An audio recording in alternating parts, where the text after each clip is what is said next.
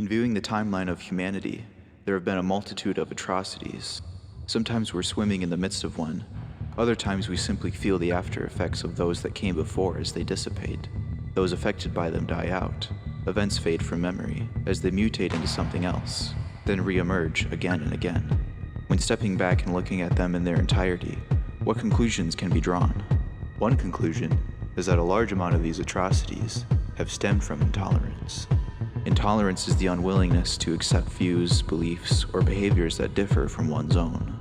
An example is the Crusades, which by its end left close to 2 million people dead. The Crusaders, opposed to anyone against their religious doctrine, weren't the first to exercise intolerance. The Romans burned Christians alive, and the Egyptians enslaved the Jewish race for hundreds of years. Intolerance can probably be traced back to the dawn of man, which is to say, the dawn of our lineage.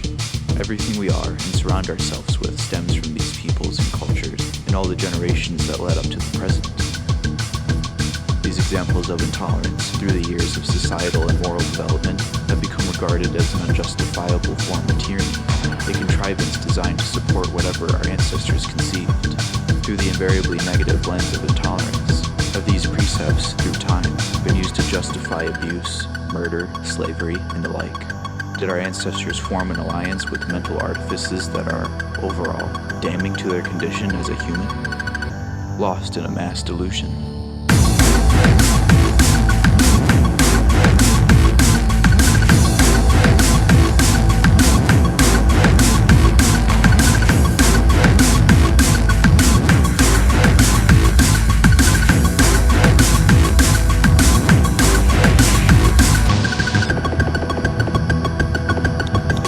What happened to those disquieting contrivances of old? Did they die out, or were they nurtured into another form and carried into the future because they offered pleasure or comfort, causing many to accept the horrific realities that they brought, being kept alive to this very moment within ourselves and the minds of our children and children's children as a quiet malignance coded into the DNA of every future generation?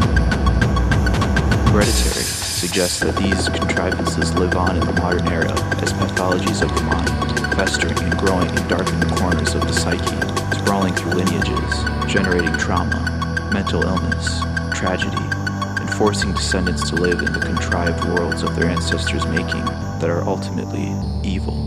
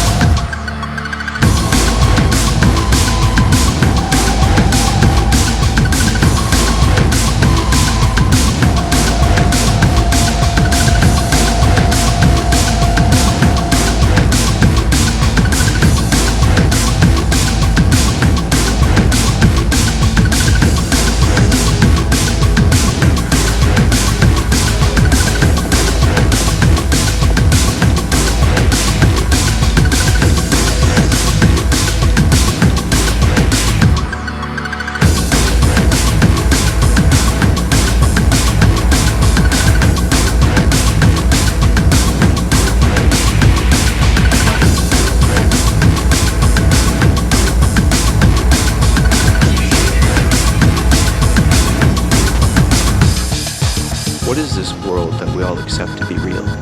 Is this just the way things are, as if they just occur naturally? Or is it possible that our very reality is a contrivance, like intolerance? Who made culture? Who made the laws? Who made religion? Our culture and customs are set up the way they are because the succession of our ancestors designed them to be that way. If you look around at the earth, there seems to be a natural order to things.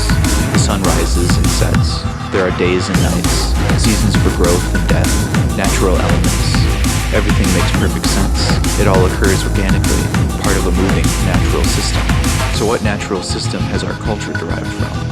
Could the things in our world that don't work for us and have clear negative side effects be due to the flaw in people's designs and artifices? How much of culture is fabricated? Did we invent every facet of this world down to the most minute detail, even down to the way we are supposed to function and think in it? If the inner workings of this system were a natural part of the organic processes of nature, would they spawn such terrible byproducts, such as intolerance?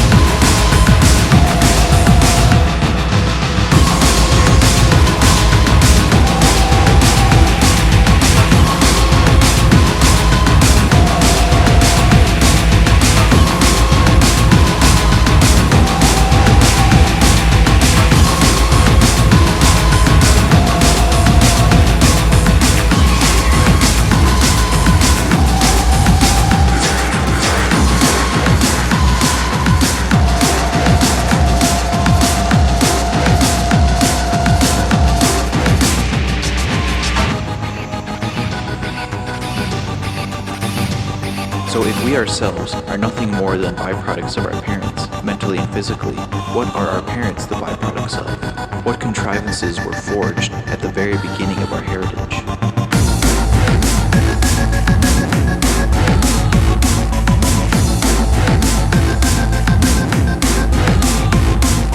Payment, being a metaphor for generational curse, wreaking havoc on the grams, tearing the family apart, is also a metaphor for the evil of the world. We pass it down from generation to generation, especially to those that don't know they're inheriting it. It causes death and destruction to let it invade their lives. What are we turning a blind eye to when we're complacently accepting our reality? What do we unknowingly let into our lives? Are we just victims to what lurks in the darkness?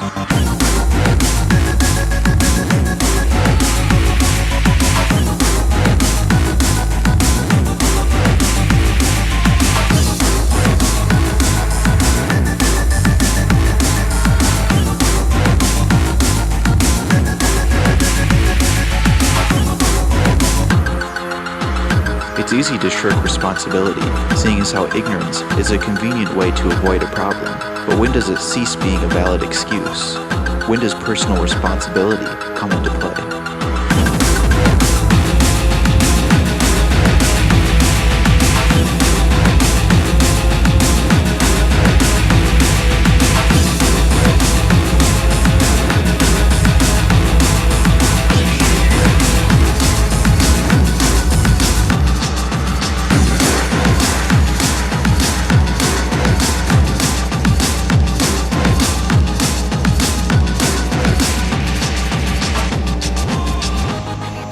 In the same way evil, or the entirely negative outcome to thoughts and actions, can consume our own lives, as it comes to us from parents and from the people around us as a byproduct of what lives in their mind and what, consequentially, can live in our own. According to the film, evil can simply exist because people relinquish power to it and give up control of their life, accepting the reality their parents gave them and feeding into the lies and contrivances. The Nazis inheriting intolerance, Annie inheriting payment.